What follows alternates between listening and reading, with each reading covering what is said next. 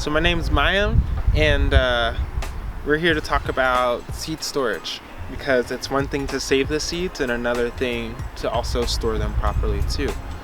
And you would think like, yo, why would I want to store seeds in a proper way? Well, you got to think about moisture content or water content, right? When you're storing seeds, they still have that potential for germination, and you want to make sure that they're completely dry, but then also you want to make sure that they have the conditions to continue to be dry over time. So moisture content is very important when you're storing seeds. Thankfully, when living in New Mexico, we have the perfect conditions for storing seeds because we live in a dry climate. So the next thing that you want to think about is darkness. You don't want to store them in a place that gets a lot of sunlight. You want to store them in a place that's cool and dark because they're dormant. So you want to make sure that they're stored like in a closet or in a pantry that's not getting a lot of heat.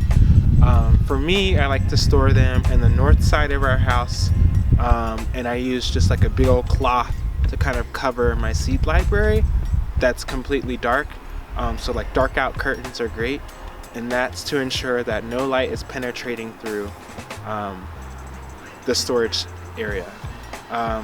Another thing too is like containers. When you're storing seeds, you have to think about the volume or amount of seeds that you're storing, but then also, again, that moisture, right?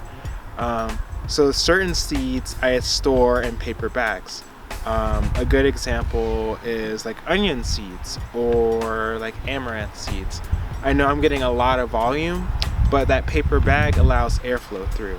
Because if I store amaranth or onions in glass containers, there can still be a little bit of that moisture in that seed that'll hold. And because those seeds are so tiny, you won't even notice that they're starting to get wet.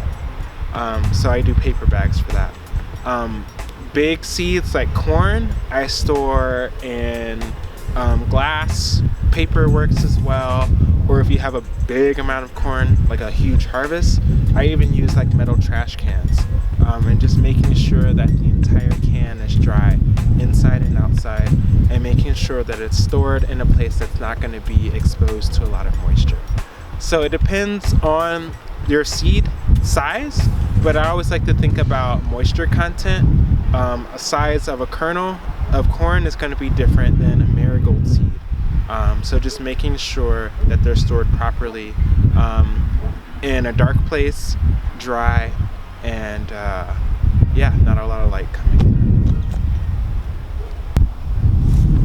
So yeah, thanks so much for tuning in again. My name's Mayam Garris with Ancestral Acres Farm and Garden, and appreciate y'all's support, showing up and viewing us with Center of Southwest Culture. And if you like this video, please check out our other videos here.